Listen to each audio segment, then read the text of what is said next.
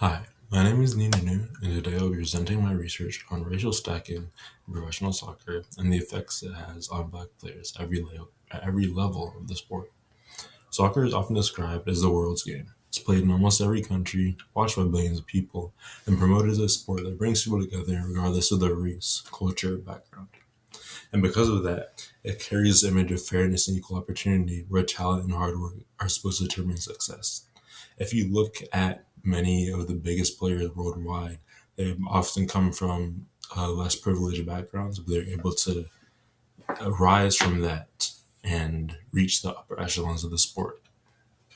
But when you actually look at the research, that image does not fully match reality. There are patterns in the sport that suggest race still plays a role in shaping players' careers, even at the highest levels. And one of the clearest examples of this is something called racial stacking, and that's what I'll be focusing on today. So, before I get into its effects, I want to make sure everyone actually understands what racial stacking is, because it's not something that really gets talked about outside of academic circles, even in the soccer world. It's not really something that casual fans would speak about. So, racial stacking, also known as positional segregation, is when athletes are assigned to specific positions on the field, not necessarily because of their individual skill or ability, but because of racial stereotypes. In soccer, this means that a black player will be placed in a position like winger, striker, or center back, which is a role that emphasizes more speed, explosiveness, strength, and other physical abilities. Um, but at the same time, they're also underrepresented in positions like central midfielder, goalkeeper, or given the role of the team captain, which is associated more, and these roles are associated more with like leadership, decision making, and tactical intelligence. And so, what's important to understand is that these patterns are not new and that they're not based on biology or actual differences in ability. They just come from long-standing stereotypes about different groups of players or different races of people are meant to be good at. And so researchers have studied similar patterns in sports like American football and baseball since the 1970s. It's especially prevalent in American football and the NFL, where for a very long time there weren't many black quarterbacks, which has started to change over the years. But definitely back then, there were very few. What makes this especially important today is that recent studies published within the last 3 years show that this is still happening now in major professional soccer leagues across Europe. So the studies come from England and Germany specifically. And this matters because soccer is the most important sport in the world, is the most popular sport in the world. It presents itself as like a global and equal sport, but the data shows that the opportunity of the sport is not distributed equally. My thesis is this: racial stacking in professional soccer negatively affects black players in three major ways. First, through positional segregation that directly limits the career opportunities. Second, through implicit bias in player evaluation that undermines their credibility as tactical and intelligent players. And third, through structural discrimination that is built into club systems and the communities around them. I'll briefly explain all three of these effects, and I'll spend most of my time focusing on positional segregation because I think it's the most visible and most impactful in the game today. Okay, now I'm going to quickly walk through all three effects before I go deeper into the first one.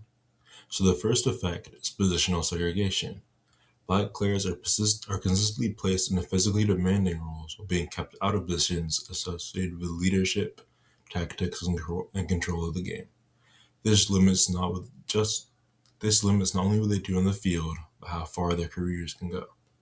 As players who aren't normally in positions that are associated with tactics and leadership often are underrepresented as coaches as well.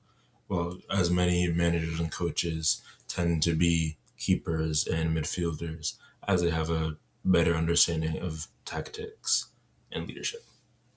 The second effect is implicit bias in evaluation. And research shows that even when coaches and scouts aren't intentionally being racist, they still tend to associate black players with physical traits and white players with intelligence and decision making.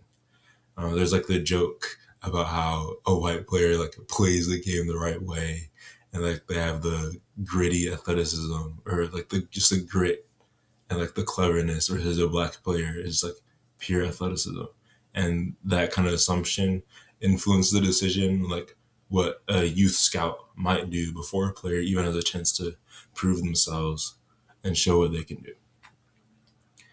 And so the third effect is structural discrimination. The studies show that the racial makeup of a club's surrounding community actually can predict the racial makeup of the team itself. And so that means that the issue goes beyond individual bias and also reflects larger social inequalities. And all three of these effects are connected, but I want to focus most on positional segregation because I feel like it directly shapes everything else. And it's kind of the most influential in what we see today in the modern game. So, a peer review study by Nobis and Lazaridou, published in an international review for the sociology of sport, looked at player data from the German Bundesliga, which is considered one of the top 5 professional soccer leagues in the world. And so what they found was a clear, consistent pattern of black players being overrepresented in wide and forward positions, where coaches value speed and physicality, and they're underrepresented in central midfield and goalkeeper roles, where you're required to have tactical leadership and decision making. And so they came to the conclusion that this pattern should be viewed as a form of institutional racism, rather than as a neutral or merit-based outcome. And it's like a big claim, and it's backed up by real data from a real professional league. And it matters so much because like positions aren't really equal in soccer. Obviously, every position is necessary, but like a central midfielder is seen as the brain of the team. They read the game, they organize the team, they direct play. And so these are the coaches who go on to become these are the players who go on to become coaches, managers, or even like pundits and leaders in the sport after their playing careers end. And so when black players are systematically steered away from these roles, they can't hold power in the sport long term. And so it starts very early on. So if you think in soccer, you usually start in a youth academy around the age of 6, 7. And before you ever get a chance to see what you could do in the midfield, a coach with the unconscious bias already decided that because he's fast, he should be a winger. And once that path is set, it's hard to change because that kid is now training for years in that role. And so this is why I find this effect the most important. It's the most direct, most measurable, and the most consequential for a black player's long-term futures in the game. To wrap up, racial stacking in soccer is a real, documented, ongoing problem. The research is consistent across multiple countries and multiple studies. Black players are limited by where they're placed on the field, how they're evaluated, and the structural inequalities in communities that feed into the sport. True equality in soccer, or in any sport, isn't just about how many black players are on the field.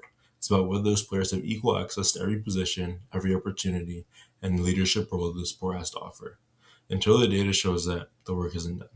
Thank you for listening to my presentation.